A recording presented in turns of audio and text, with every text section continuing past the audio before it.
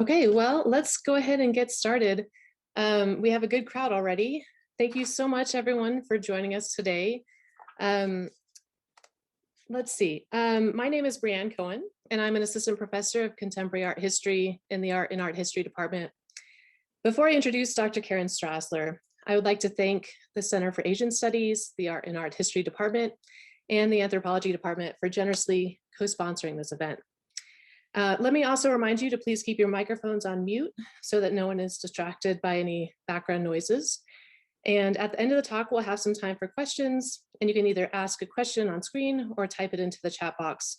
I'll try to help facilitate those questions in the queue. I'll also be recording the talk today in case you want to put some questions in the chat and have to leave early. So it is my pleasure and great honor to introduce Dr. Karen Strassler, whom I've been lucky enough to get to know recently in the virtual world of the pandemic, but I've also been teaching her work for years now in a contemporary art class about photography and political violence. Dr. Karen Strassler is professor of anthropology at CUNY's Queens College and the Graduate Center. She received her PhD from the University of Michigan, where she in fact went to grad school with our own Carol McGranahan.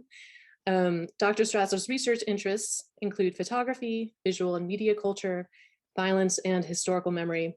And she's the author of two fantastic books with Duke University Press. The first is Refracted Visions, Popular Photography and National Modernity in Java from 2010, a study of the role of everyday photography in the making of Indonesian national identity. It was awarded the Gregory Bateson Prize for Cultural Anthropology, the Harry J. Benda Prize for Southeast Asian Studies, and the John Collier Prize for Visual Anthropology. And this last year, she's come out with another book in 2020, Demanding Images, Democracy, Mediation, and the Image Event in Indonesia, which explores the political work of images in post-authoritarian Indonesia. Now she's working on a new research project that investigates images and the politics of visibility in relation to Chinese Indonesians. She recently published an article along this vein called Zones of Refuge, examining the work of artist FX Harsono in confronting occluded histories of violence against Indonesia's ethnic Chinese minority. Today's talk is nested within this new research project entitled Unseeing the Chinese, Visuality, Race, and Contemporary Art in Indonesia. So without further ado, I'd like to warmly welcome Karen Strassler. Thank you so much for joining us today, Karen, and I'll let you take over.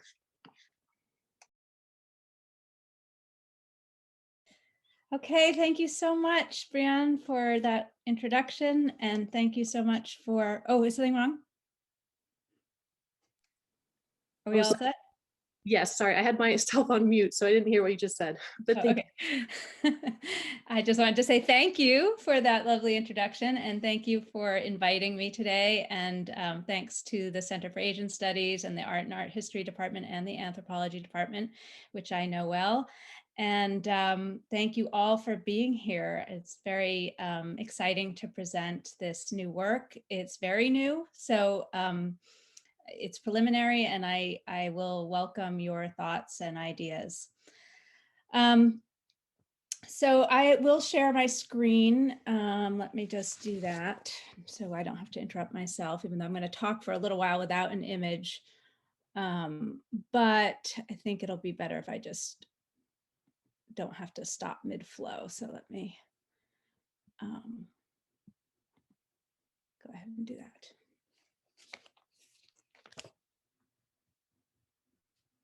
Okay,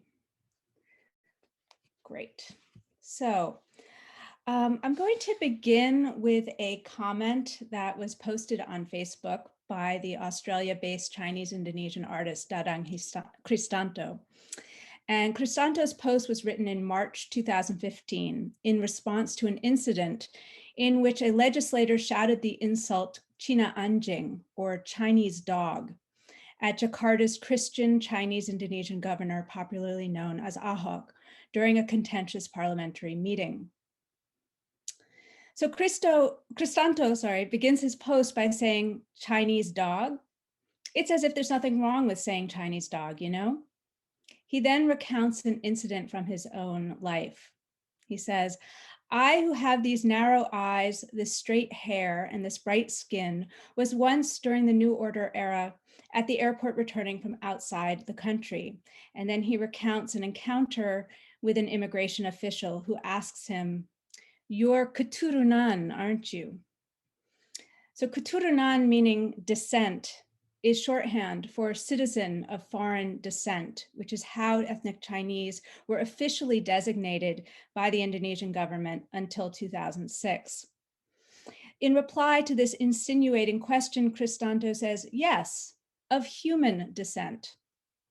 The post continues, I still can't believe it. I was pulled aside to be questioned in a separate room before being allowed to return to my homeland. So there's nothing shocking or confusing about being called Chinese dog. In this encounter at the border, Cristanto is reminded of the state's prerogative to determine his identity, even as he resists its racializing logic. Despite his birth and citizenship in Indonesia, there is no real homecoming for those marked as foreigners within. There is little daylight, he suggests, between the officials' sneering Keturunan and the vulgar insult Chinese dog. Cristanto's border encounter points to the insufficiency of physical appearance in determining racial identity. The features of Cristanto's face may raise the suspicion of racial difference, but he becomes Chinese by other means. The interpolating label Keturunan, the rubber stamp on the document, the border itself. Ann Stoller has argued that race is not really a visual ideology, but rather an unstable relationship between visible signs and invisible essentialized traits. Following scholars working at the intersection of race and visual studies, I would argue that the visual is a crucial arena of racialization, but that the visual regimes within which racialized subjects come into view are never limited to the physical appearance of the body alone. Moreover, these broader visual processes work together with an array of linguistic, material, legal, and other technologies of racialization. In Indonesia, where there have been Chinese immigrants for centuries and significant mixing with the general population, physical appearance alone is not a reliable guide to racial identity. Many ethnic Chinese choose in everyday life to pass by not explicitly identifying themselves as Chinese. In other cases, a Chinese ancestor may have been actively forgotten or simply not considered important to a person's primary self-identification as Javanese or Balinese or some other ethnic group. Self-identification or identification by others as Chinese or not can be informed by a variety of factors beyond physical appearance, including a person's name, lifestyle, class, aesthetics, religion, linguistic style, or neighborhood residency. Because of sensitivity around Chineseness, moreover, the hermeneutics of parsing race are often performed tacitly, and knowledge of someone's Chineseness may assume the status of a kind of public secret. As Cristanto's post suggests, these quotidian racializing practices are the precondition for and continuous with more overt and violent forms of racism experienced by Chinese Indonesians. The Indonesian cultural theorist Ariel Haryanto has written that there is no such thing objectively or biologically as a Chinese in Indonesia. What exists, he writes, is a person who has been made Chinese through a social process. In this project, I'm investigating how this social process of rendering people Chinese has been affected through and contingent on an array of visual figurations and mediations that have coexisted in different constellations and shifted over time. I'm asking what role has the state played in shaping ways of seeing Chineseness and how these state forms of seeing operate in relation to mass-mediated and popular forms of seeing and unseeing. So this means investigating what Rancière calls the system of visibility that, quote, governs the status of the bodies represented and the kind of attention they merit, in order to investigate how racialized violence is both enabled and occluded. And I find Rancière's notion of a system of visibility a bit rigid, a bit static for my taste, but I really like this emphasis on the kind of attention that different ways of seeing invite. Inspiration in thinking about this project also comes from feminist visual studies scholars working on race, such as Nicole Fleetwood, Krista Thompson, Sean Michelle Smith, and Lee Rayford. Their work helps me think through, although in a very, very different context from the kind of racial formations that they're working on. But it's been very useful for thinking about questions of visibility and invisibility, and has also inspired my attention to how ethnic Chinese themselves intervene in the visual field. So I'll focus today on work by a handful of contemporary Indonesian artists who are engaged in what visual studies scholar Gil Hochberg describes as a long and bumpy process to reshape a visual field by, quote, undoing visions of violence or creating new perspectives and modes of looking. So I'm not an art historian, and this is not a study of contemporary art in Indonesia. I don't consider myself an expert on art. But what I'm really trying to do in this essay is not so much think about as think with these artists who I consider to be really powerful theorists of the visual.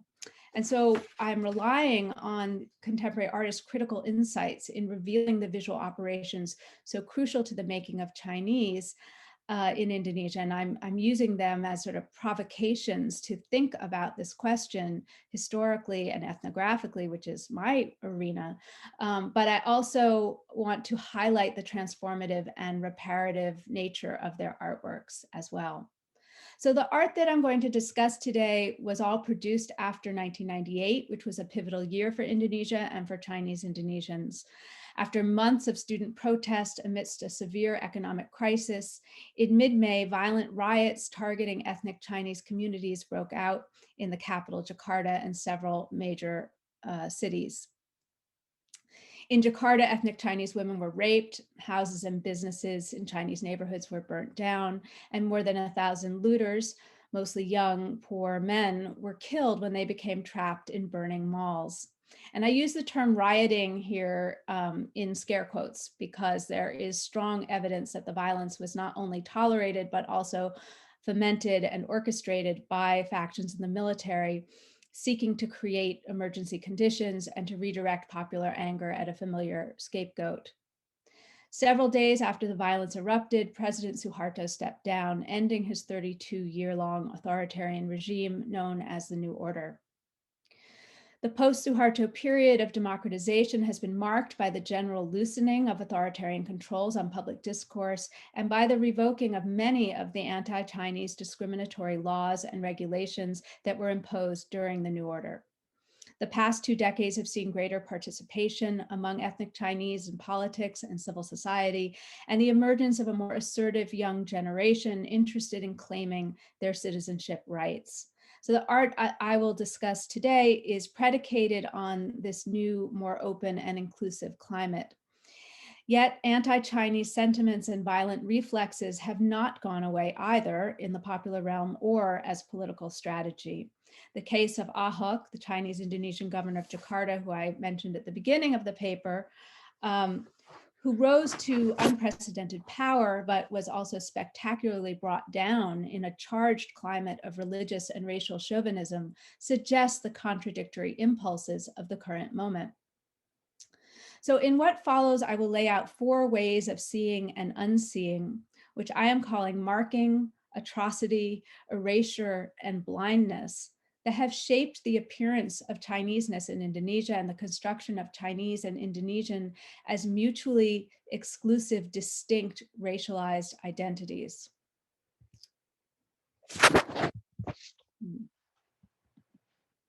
Okay, marking. So since the colonial period, one of the most important ways that people became marked as Chinese was through identity and other official documents. In the installation titled Invasion, artist Tintin Wulia attaches copies of her family's various identification documents to fragile white paper kites. Suspended from the ceiling, the paper kites appear at first to be floating. Closer observation reveals that they are moored to earth by delicate red threads. These threads pass through a hole in the wall and are anchored in pots filled with red sand on the other side. Positioned closely alongside the kite threads and other threads from, Positioned closely alongside the kite threads are other threads from which magnets hang. And these magnets hold in place in a kind of exquisite and fragile tension, razor blades. Dangerously close to the threads that hold the kites, the razors reinforce a sense of precarity.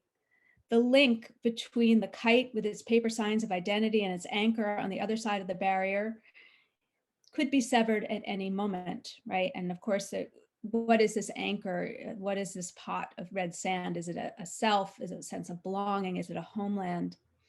And the red thread is an important element in Chinese rituals and an auspicious symbol of life, genealogy, and destiny. And we'll see that threads are kind of a theme that thread through a lot of the work that I'll talk about today.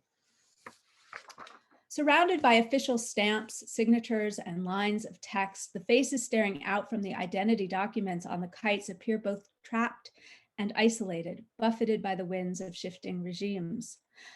I don't need to rehearse the scholarship on the identity photograph as part of a larger bureaucratic apparatus that fixes, classifies, and renders subjects visible to a state gaze.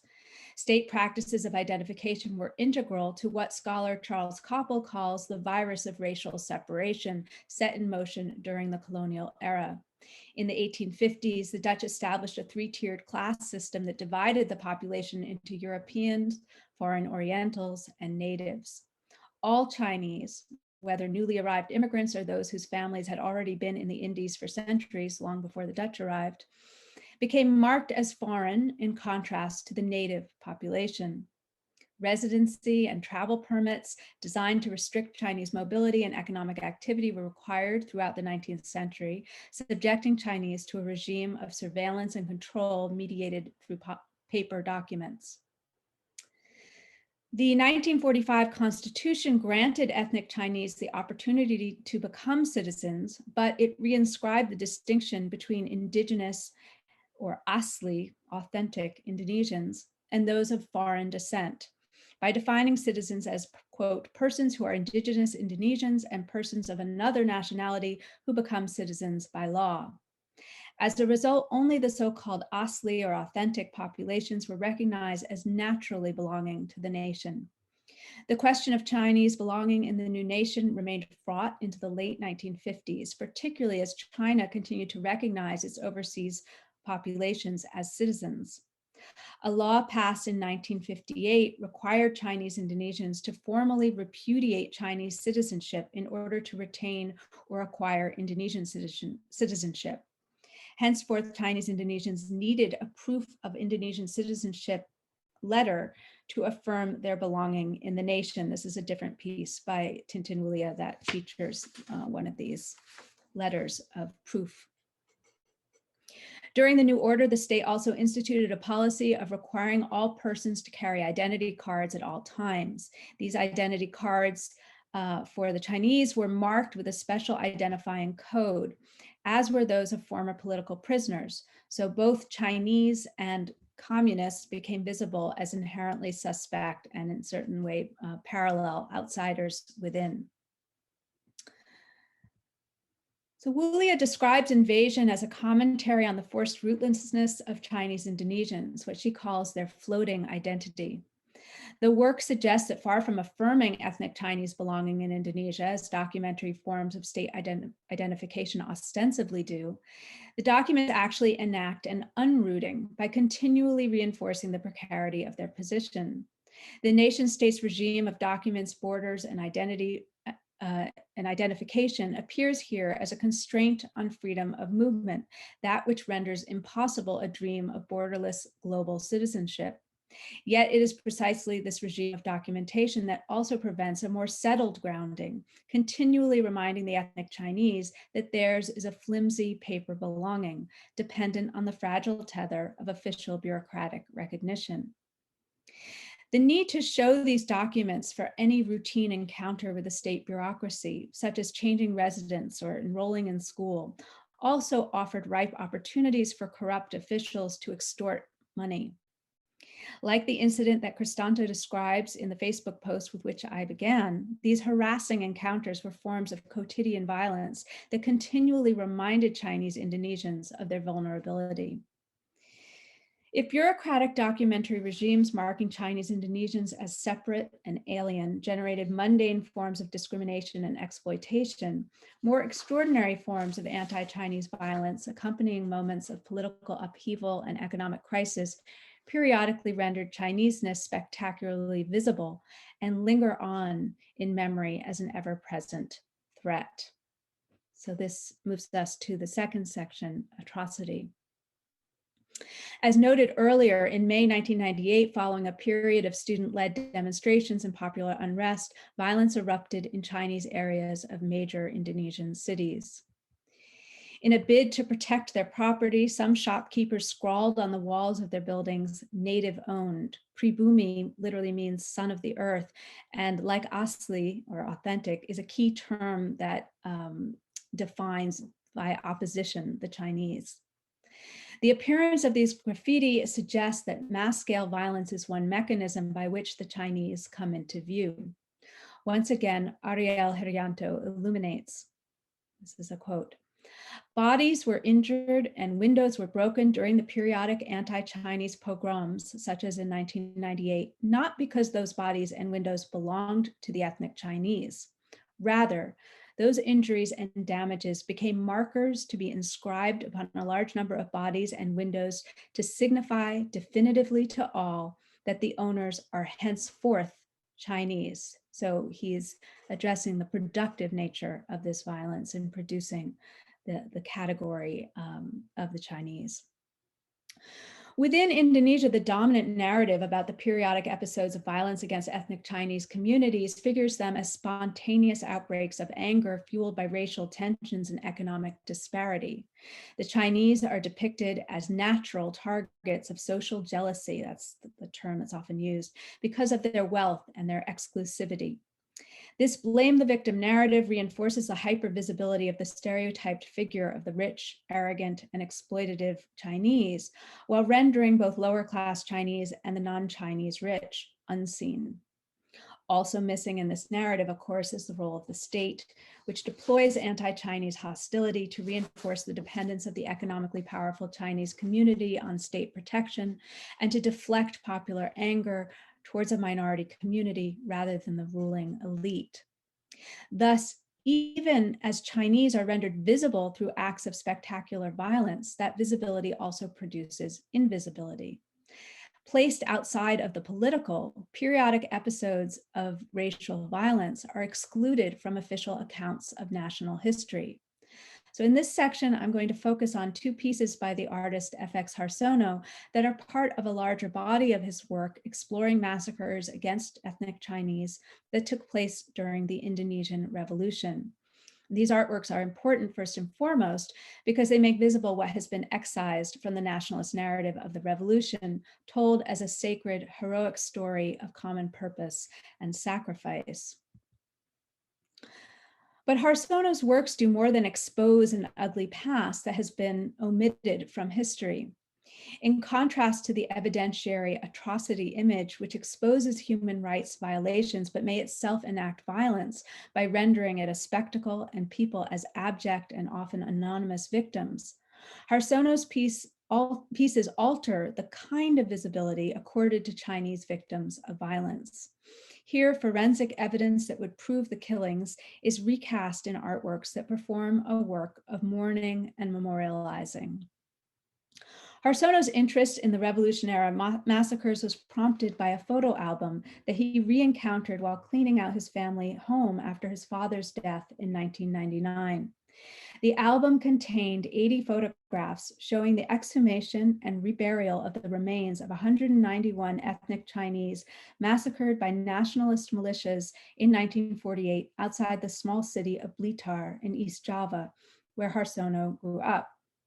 They had been taken by his father, a studio photographer, in 1951 at the request of a national Chinese-Indonesian organization, Chunghwa Sunghui, which sponsored the exhumation and was committed to documenting the massacres across Java in an effort to hold the Indonesian state accountable. Harsono has made a number of works based on these photographs, and I'm only going to mention a couple of them here. In this one, called Inhumane Acts, Harsono overlays a hand-drawn, greatly enlarged copy of one of his father's photographs of the exhumation on top of facsimile pages from a report published by the same Chinese organization. The report, titled Memorandum Outlining Acts and Inhumanity Perpetrated by Indonesian Bands on Innocent Chinese, consists of a list enumerating houses burned, stores razed, victims injured and killed, and the nature of injury and cause of death. Intended to exhaustively document the violence, the report's idiom, apart from its impassioned and accusatory introduction, is one of cold numbers and hard facts. In the laboriously hand-drawn image Harsono has overlaid on the report, the exhumation team, made up of members of the local community, presents newly unearthed skulls to the camera, recalling Chinese funeral portraits in which family members arrayed themselves around the coffin for a final pose with the deceased. The evidentiary function of the report is here subsumed within an image that foregrounds the labor of care for the dead. The massacres were devastating, not only because of the loss of life, but because of the disruption of proper rituals of burial and memorialization that are essential to the exchanges between the living and the dead that ensure familial and community continuity. The exhumations photographs provided proof of the massacres, but they also enabled the living survivors to reclaim the dead, put them to rest, and instate them as revered ancestors. In Bone Cemetery Monument, Harsono constructs a collective version of the domestic altars found in ethnic Chinese homes. And here's just one example. These altars, called meja abu, or ash tables for the incense burned on them, typically consists of red candles, incense, and portraits of the dead. And the memorial portraits are typically made from enlarged identity photographs, something that I have written about elsewhere. Bone Cemetery Monument has 191 niches representing each of the massacre victims. In the absence of memorial portraits, Harsono has placed photographs from the exhumation in the niches. His recasting of the forensic evidentiary exhumation images as memorial portraits in a collective monument thus shifts the valence of the images from an evidentiary claim intended to rectify historical omission. Instead, he invites viewers to remember the victims as their own ancestors, to look upon them with grief, reverence, and care. I want to briefly mention here also a piece by Dadang Cristanto, the artist with whom I began this paper, which similarly draws on the materials of Chinese ritual to address mass killings. Cristanto's Red Rain memorializes the mass killings of 1965 to 66. Cristanto's father was a victim of those purges in which an estimated 500,000 alleged communists and communist sympathizers were killed by military and civilian groups. And although the killings were politically motivated and the majority of victims were not ethnic Chinese, Chinese Indonesians were automatically suspect in the climate of paranoia at this time because of their presumed leftist sympathies and loyalty to communist China. So Red Rain consists of 1,965 simple ink drawings of faces rendered on laminated square sheets of joss paper suspended in a dense grid from the ceiling. And joss paper is a paper used in Chinese funeral rituals, usually burnt as part of a ritual ceremony. Red strings hang down to the floor from each piece of paper.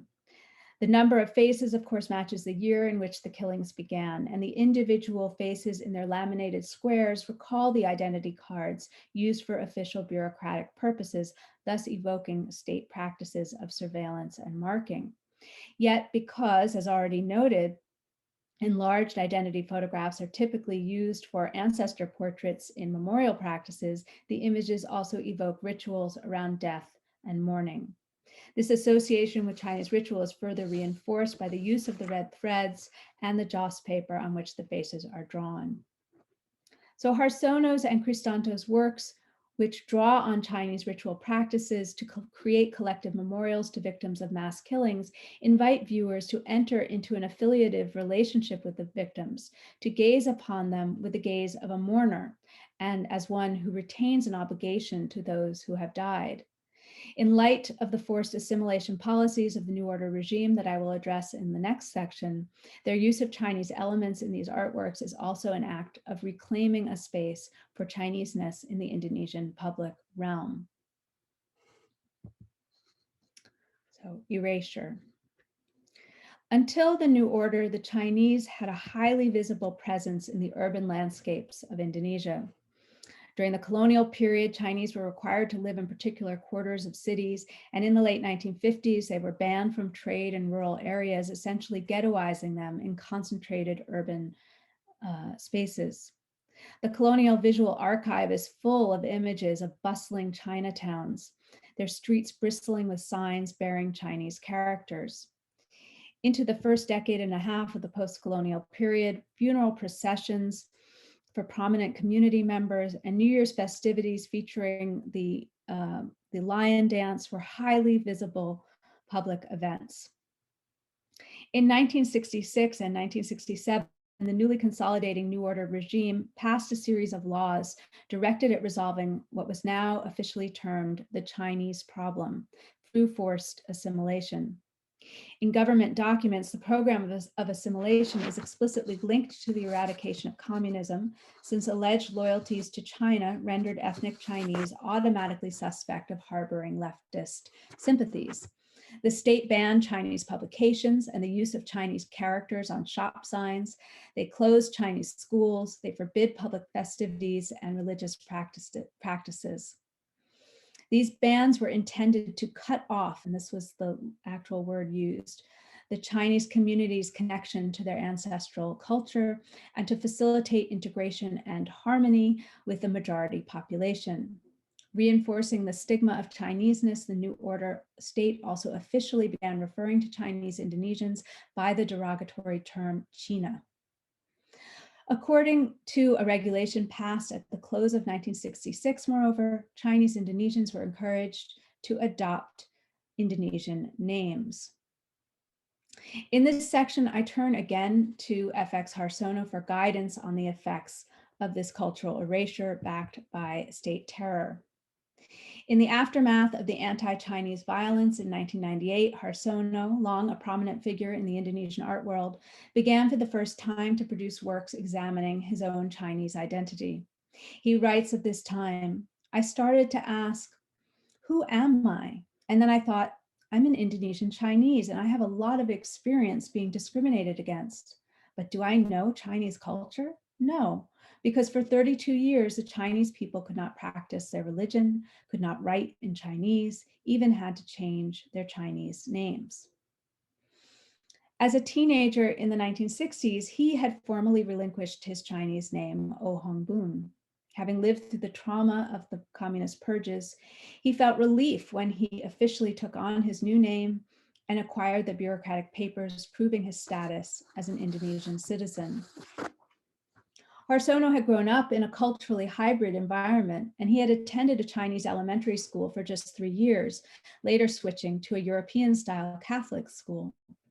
As he began questioning his Chineseness, he found that he had forgotten all Chinese characters except for those that made up his own name, and even those no longer flowed fluidly from his brush. This difficulty with writing his own name became a powerful metaphor for the erasure of his own and other Chinese Indonesians' identity, and for the work of recovery. In one performance piece, Rewriting the Erased, Harsono methodically writes his name over and over again on sheets of white paper, which he arranges in a neat grid around the table at which he sits. In Writing in the Rain, a performance video, Harsono stands before a sheet of glass, painting the characters of his own name in black ink as water pours over the surface of the glass, blurring and washing away his strokes as he persistently continues to write nevertheless. In a recent set of works, Harsono has revisited the issue of the forced change of names. As in Harsono's earlier work, the name figures centrally in these pieces as a site of intersection between personal and collective identities. But here, rather than erasure and recovery, what is foregrounded is resilience and survival. These works home in on the fact that many ethnic Chinese, in acceding to the state's demand that they change their name, nevertheless retained sonic traces of their original names within their ostensibly new Indonesian names.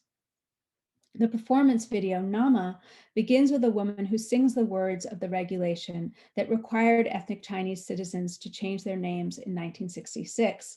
This is followed by a chorus of Indonesian college students chanting a litany of Chinese names, their Indonesian counterparts, and the meanings of those new names. So I'm going to see if I can just play a little bit of it very briefly.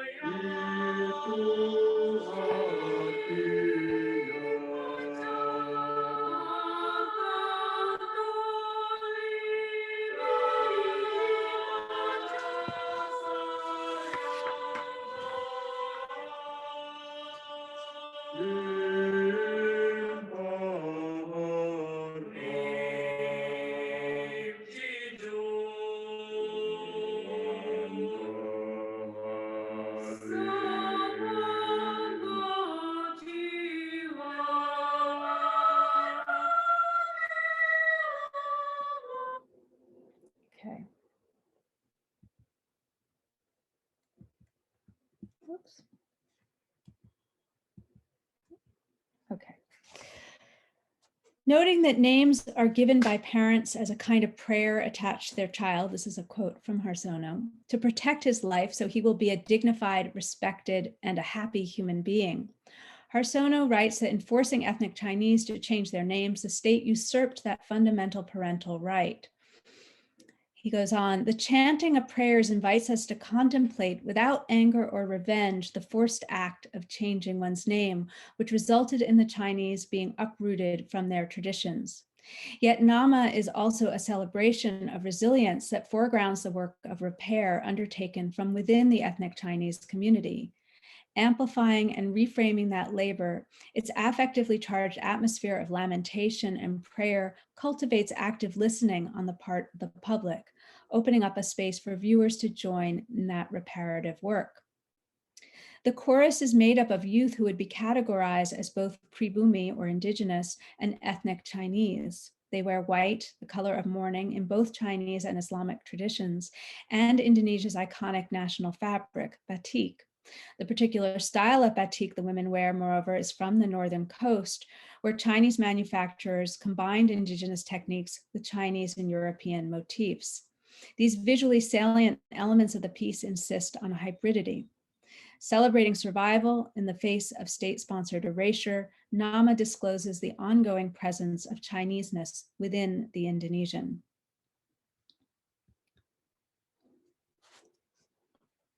Writing of the aesthetics of shine in the Black Atlantic, Krista Thompson borrows Ralph Ellison's term, unvisible, to describe how a racialized minority's hypervisibility in media and popular stereotypes can push them into a state of being unseen and unrecognized. Invisibility is also, she argues, predicated on a kind of moral blindness. As noted already, the predominant stereotype of Chinese is that they are fabulously rich, living opulent lifestyles, in exclusive luxury enclaves. Arrogant and self-interested, the figure of the wealthy Chinese is a hypervisible racial icon, to use Nicole Fleetwood's term, which not only produces blindness about the far larger numbers of those with Chinese ancestry who are middle and lower class, but also reinforces a presumed distinction between Chinese and Indonesian. In this final section, I turn to a collective photography project that works to deconstruct the very category of Chineseness, described by its initiator, photographer Shamuel Ramasurya as a kind of visual ethnography, Home uses photographs of intimate domestic spaces to counter the forms of blindness and active unseeing that underline the state-sponsored fiction of a discrete ethnic Chinese community opposed to the indigenous or native. So Home is a collaboration among a group of photographers, most of whom do not identify as Chinese themselves. Photographer Shamuel Ramasurya, who had been photographing ethnic Chinese homes throughout the archipelago for a number of years, initiated the project in 2015 when he and other friends became concerned about rising anti-Chinese attitudes evidenced in the campaign against Jakarta's Chinese Indonesian governor, Ahok. So Surya invited a group of photographers to document the presence of Chineseness in their own homes, and this ultimately led to a series of group exhibitions in several cities in Java. Drawing attention to ordinary material artifacts and decorations, the photographers highlight the hybrid cultural world that most Indonesians, whether Chinese or not, inhabit. Surya says, we wanted to show how Chinese culture has been accepted as part of the daily life of Indonesian families. This can be seen through the presence of household objects in people's houses, such as Chinese jars and vases, paintings, and other decorations. So this project can seem a little bit sort of anodyne, like we're all hybrid, we're all mixed, but it does avoid one prominent multiculturalist strategy for inclusion, which has been a museumizing celebration of Chinese heritage. And that strategy redefines the Chinese as yet another suku or ethnic group, reinforcing the conceptualization of the Indonesian nation as a kind of container for a set of discrete and distinct, equivalent but separate ethnic groups. But by contrast, the images in Home present an intimate world of intermixing in which cultural and religious markers are so jumbled as to render these categories meaningless. In an effort to reach a broader audience, when Home was exhibited in Solo, Central Java, a city where major anti-Chinese rioting occurred in 1998, the photographs were printed on cloth banners and hung outside the gallery in a space visible from the street. Countering the New Order's erasure of Chineseness from the public sphere by turning domestic interiors inside out, showing the impossibility of seeing Chinese as a discrete group, and countering stereotypes of exclusivity and wealth, Home challenges dominant visions of Chineseness and calls into question the boundaries between Chinese and Indonesian. Responding to state racial violence in the United States in 1992, Sylvia Wynter argued that it is the inner eyes, those taken for granted, historically accreted ways of seeing, that ultimately must change to end violence against those marked as racialized others. Yet to retrain the inner eyes requires intervention on the plane of the visible. In approaching the relationship between history, violence, and visuality of Chineseness in Indonesia, I have tried here to outline, using these contemporary artists as my guide, some of the historical processes by which the Chinese have both come into view and been obscured. And of course, I've had to sort of compress or not even address, very complicated histories here, just because of lack of time. The ways of seeing and unseeing that I have discussed today, marking, atrocity, erasure, and blindness, although surely not exhaustive, might be thought of as key coordinates in the historically sedimented visual terrain within which race is made and violence is both enabled and obscured. The artworks I've discussed today, I think, offer incisive commentaries on this process while also doing crucial work towards that transformative goal of training the inner eyes to see differently. And as I conclude, I just want to mention one more work. Almost a decade and a half after the May 1998 violence, Yaya Sung interviewed and photographed people who lived on Victory Road, a street in an area of Jakarta that was hard hit in the violence and where she spent time as a child. Her own grandparents' home was among those that were burned. Some of the people she interviewed had lost their homes and possessions, including all of the official documents, photographs, and other kinds of objects and memorabilia that form the material signs of their identity. In the images, which are printed on cloth, she has stitched over her subjects' faces and other visible surfaces of their skin with a dense weave of golden tapestry thread. At first glance, the yellow embroidery, evocative of richly decorated Chinese garments, alludes to the racialized stereotypes, yellow skin and wealth, that define and obscure Chinese Indonesians. Yet we can also view the threads covering the skin as a kind of refusal. Given that the victims of sexual violence in May 1998 refused to testify publicly for fear of retaliation, the denial of access to their features might be a protective act, shielding them from an intrusive or exploitative gaze. And Sung says that some people initially refused to talk to her, thinking she was just another journalist. So it was her personal ties to the neighborhood that opened doors. By covering their faces, Sung also blocks the facile empathy that so often is solicited in photographs of victims of violence. But these threads are more than racial screen and barrier to access. Sung told me that she wanted to remove the flesh as a way to picture the loss of proof of their identity, but also to visualize what remained, memory. Memories are chains, she writes, made up of feelings, thoughts, and impressions of past events. By evoking these memory chains and through her own labor of stitching, Sung suggests the power of memory to sustain Chinese Indonesian identities. Thank you.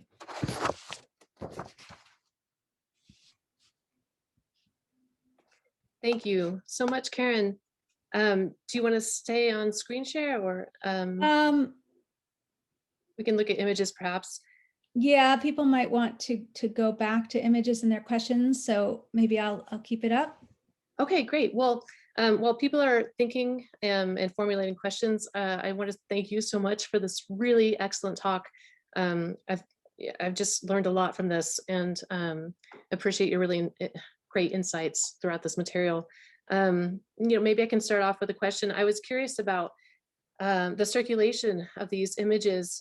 What kind of publics are these artists really trying to reach out to? Are they more local, like with Home, the art collective working on the streets of Java, or is it, they're also reaching out to diasporic communities? I saw a piece by Willia that was displayed in the Netherlands. What kind of audiences and publics are these artworks, connecting with? Yeah. So Harsono is one of Indonesia's most prominent artists, and so he very much has an international presence as well as a national presence. So his works are routinely shown both in major venues within Indonesia and outside of Indonesia. Dadang Kristanto and Tintin Wulia are both based in Australia. And so both of them have exhibited work in Indonesia as well, but probably their primary audience is in that sort of diasporic and transnational space of the contemporary art world. Yaya Sung is a younger artist, but also kind of following that sort of path of straddling both Indonesian and transnational audiences. But you're right that the photographers I mentioned are kind of operating in a more local, national context. Great, thank you. Yeah. I see here in the chat, we have a question from Tim, our director at the Center for Asian Studies. He says, wonderful talk, thank you. Here's a sort of random question. Have there been recent artistic creative responses to China's increased economic presence and power in Indonesia, i.e. Belt and Road projects, infrastructure investments, et cetera?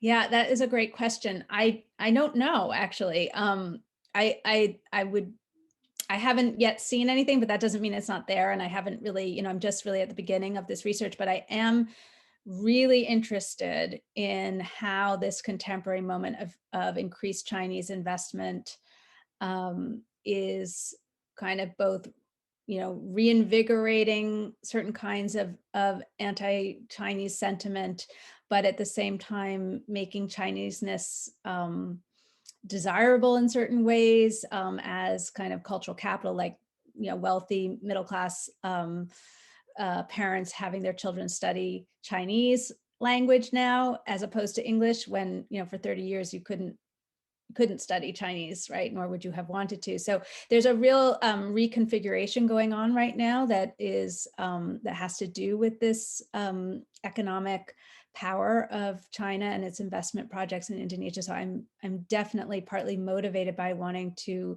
understand how this moment is shifting and reinvigorating certain aspects of the visuality and violence around Chineseness. So I don't have a good answer, but I'm curious.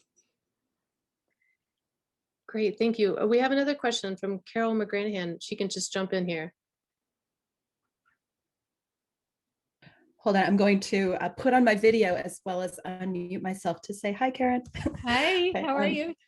Good, so good to see you. Thank you so much for being here. And this is absolutely fascinating. I have a million questions, but the one that I want to lead with kind of in my head ties a bunch of things that you said together, going all the way back to Anne's critique of visuality as kind of the sole racial ideology at work here, and also the invisible ones. And so my question kind of comes from, as you were presenting all of this art, some of which I found really fascinating, actually, especially the Red Rain, like that one seemed very powerful.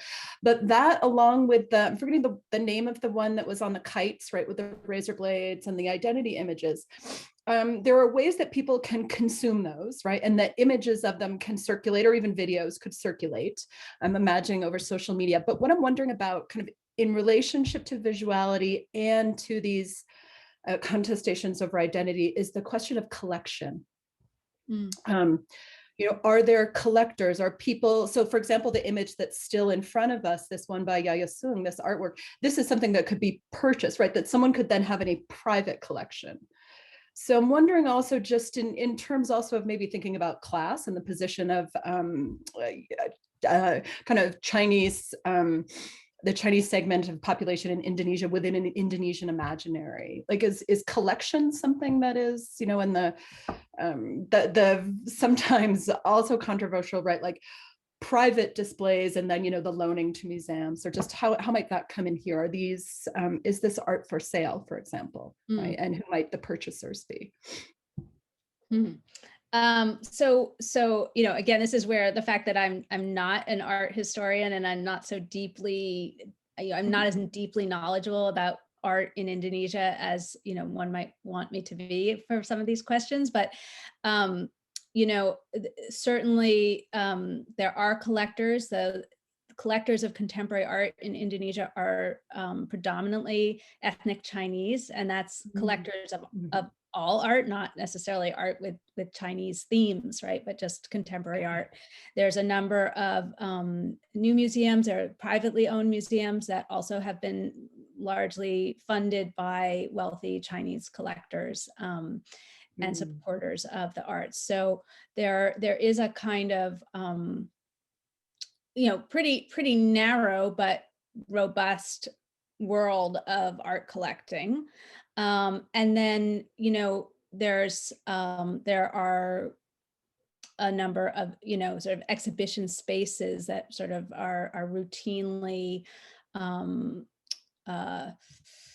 they're kind of very public spaces, right? So even though art is a rarefied domain, an exhibit will get coverage in all the major newspapers, so there is a kind of way in which the art does become part of a national conversation, although albeit, an elite sort of, the newspaper reading class, let's say, right? Yeah. So, I mean, I don't know, for example, like Harsono's work, I mean, and people like Crescent, I mean, these are big installation pieces. They're mostly going to be bought by museums, right? They're not really the kind of thing that someone is going to buy and hang on their wall. And even this piece is quite large, actually. So, I mean, but what I'm really trying to get at, again, is not so much like what is the nature of this artwork and the world in which it circulates, although those are really important and fascinating questions. But for me, I'm using them as kind of touchstones to help me conceptualize what is a very, very complicated and often like sort of bewilderingly contradictory set of historical formations around what it is to be Chinese. And so I'm finding, as I'm trying to make sense of that, that these artists are really effective in making it tangible for me, you know, something that maybe I kind of know through a lot of, or I've started to learn through a lot of reading of the history and anthropology on ethnic Chinese in Indonesia, but really trying to map out what is going on. I've found that these artworks are really great guides and kind of provocations. So that's more the spirit in which I'm using them, although you know, I am interested in these other questions that are more about the sociology of the art world. Cool. Thank you. Thanks. Great. We have another question in the chat from Chu Peng, who says, the question is twofold. How have you moved into this new project from your previous works? And what would be your approach to studying contemporary art, which could be perceived as elitist in local communities? What are the local responses to these exhibits? Thanks, Chu. Okay, so how have I moved to this project? So I kind of fell into being interested in the question of ethnic Chinese because when I started studying the history of photography in Indonesia, I realized that you know, you couldn't study it apart from the role of ethnic Chinese, who had been sort of pioneers of photographic technology and its kind of penetration into everyday life in Indonesia in all sorts of arenas, from, you know, the identity photograph, right, from being targets of the state to being the ones who own studio photography studios, to being the ones who were most active in amateur photography clubs and so on. So from that, I just became, you know, the majority of the people I did my research with on my first book were Chinese. And I was doing that research right at that moment of 1998 to 2000, which was a really fraught time, very close after the quote unquote riots and the rapes. And, you know, some of the people I knew had been really directly affected. And also it was a moment of hope. You know, I was there when Abdurrahman Wahid, the president, revoked some of those laws that had outlawed the public display of Chinese culture. And so I was witnessing that happening firsthand. So that's really how I got interested in the question of ethnic Chinese. And that's been kind of, you know, in the background for me over the last couple of decades, and something that I now want to turn my attention to. In terms of my approach to studying contemporary art, again, I'm not envisioning this as a study of contemporary art. What I am actually envisioning is a longer term project that would have archival and ethnographic elements to it. And that would explore these different modes of visibility and invisibility and hypervisibility through engagement with much more sort of everyday on the ground, you know, people's lives, people's memories, people's experiences, their homes, their, you know, the artifacts, their photographs. So I'm imagining a project that is actually more ethnographic and archival, but again, where I'm using these artworks as theory and as ways of seeing, right, helping me see what has been going on, and in ways that I find very clarifying and helpful. Great, thank you. We have someone who'd like to offer a comment, Joey. I'm sorry if I pronounce his name wrong. So hard, Jojo, if you'd like to Yeah, jump. that's okay. Thank you. Hi, Karen. Hi. You have done a good job in doing your research, and I really enjoy this kind of presentation, and perhaps I would like to offer some of my insight. I myself a second generation of Chinese Indonesian, and I think there are a few comments about, how is it started, how is it Chinese Indonesian has been discriminated and so forth. And throughout your your presentation, also you touch upon about Chinese economy aggressive, anything like that. So I live here in the U.S. My grandfather is actually Chinese, and it's quite frankly that my grandfather left China is because of persecutions of the Chinese communists. And some people would argue, like, how is it the Chinese Indonesian being singled out to begin with?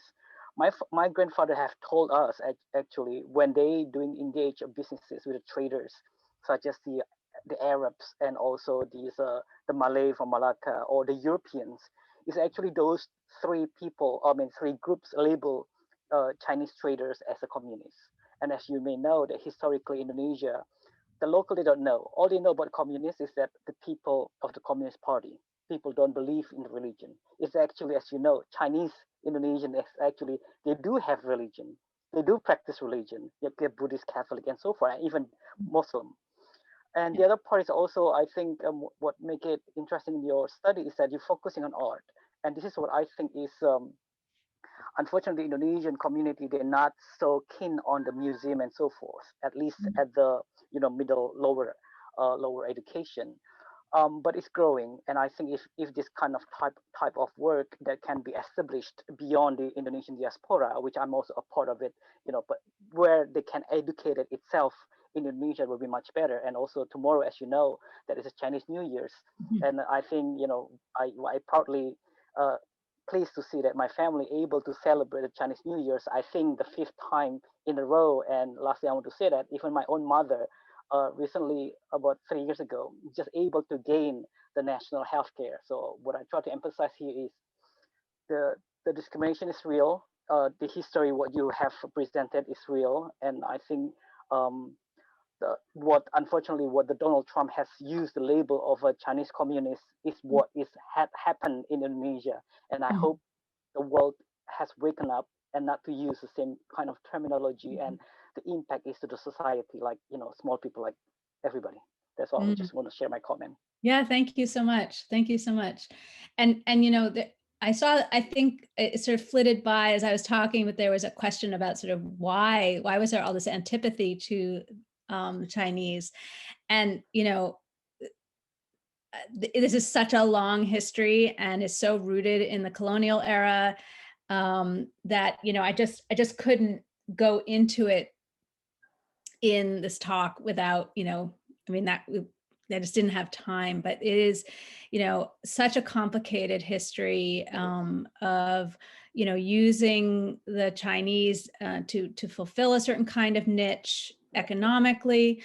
The colonial era, the Chinese were money lenders and tax farmers and opium farmers, right? So they were farmers, meaning the revenue farmers. They were getting money from the population and on behalf of the Dutch. And so, that's where you begin with this image of the Chinese as exploiters. They were also disproportionately in the trading world, right? Java was predominantly agrarian, and these were merchants. So they were kind of associated with capitalism and commodities and money, right? And then you have the restrictions on where they live and their travel that kind of reinforces this sort of exclusivity, right? I mean, you just, there are just so many different layers to it. And of course, the New Order, really added a lot onto that by really deploying these stereotypes very strategically. So, there's a lot to unpack. And I think, what is really exciting is that these conversations are happening, right? And someone like Harsono, who has been a major figure in the Indonesian art world since the mid-70s, but never touched on his own Chineseness in his work or Chineseness in general as an issue until 1998, after 1998. So there is an opening, over the last couple of decades for some kind of reckoning with this history. partly stimulated by the violence of 1998 and partly stimulated Indeed. by the opening up of the post-authoritarian Yeah. climate. So, yeah, thank Yeah. you. Yeah. Just quickly about the Chinese one, the Chinese aggressive economy is. I'm also a researcher. I completed my research, come back from China, Shenzhen. It is very important to distinguish, even though Chinese Indonesian want to be associated with China. But if I went to China and say I'm Chinese Indonesian, they don't believe it. They just don't take it. We're just a different type of person. They just, okay, whatever, you're Indonesian. So that's basically it. So I just want to emphasize that as much as the Chinese economy become a second power, I'm not sure how much or how less the Chinese economy progress in Indonesia or engage in the trade and so forth can help the discrimination or less discriminatory for Chinese Indonesians. Yeah. Thank you. Thank you. Great. I want to let other people jump in with questions now if they have any. I also have another question I'm wanting to ask, but I don't want to take all the space here. Okay. So while others are potentially thinking of new questions, I just wanted to ask, I'm really interested in your focus on, the evidentiary, the forensic, and thinking, through these politics and the art projects. And, what's really interested in Demanding Images, your book that you just published this last year, was the fact that you focus both on evidentiary imagery and also ludic imagery in the, political expression of these issues in the public sphere. And I'm wondering if there is space within this new project for that kind of ludic imagery to have an impact on publics. I'm looking at the Wulia piece with the kites, and I wonder if that can be considered ludic at all, or is this just too grave and too serious a topic to have that kind of more like playful expression in the artistic world for these issues? Have you seen anything like that, or is this really going to be focused, on a kind of more excavating forensic, kind of visual realm? Yeah, that's a great question. And I mean, I still have a lot more work to do to know even what's out there. And I would guess that once I start paying more attention to kind of more popular, less elite forms of image making, I may find some of those more ludic expressions. Yaya Sung has done some work that I would consider kind of playful. She has a series, I'm forgetting the name of it, where she sort of shows her body wrapped in a banana. And the banana skin, of course, is a reference to being Chinese. And Tintin Wulia has often, a lot of her work has a kind of playful element to it, I would say. I wouldn't, within a very serious context, but certainly, yeah, there is an element of play. And I also really wanted to, just to sort of pick up on the point about the forensic.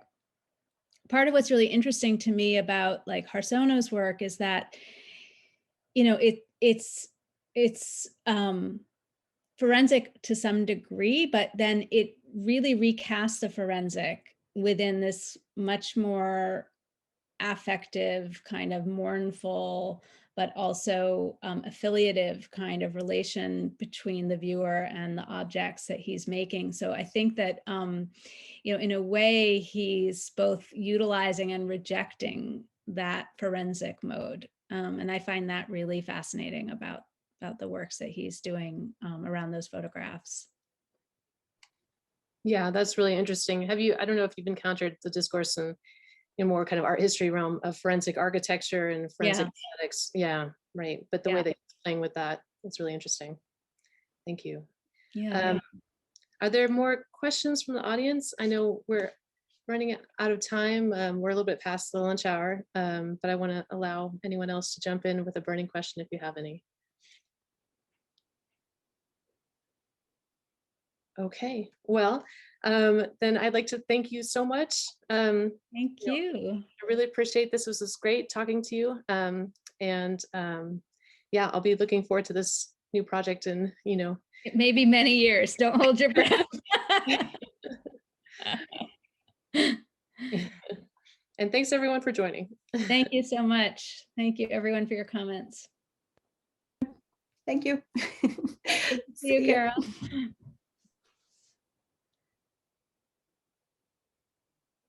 I don't know why I'm like having trouble. My screen share. I'm having trouble undoing my screen share.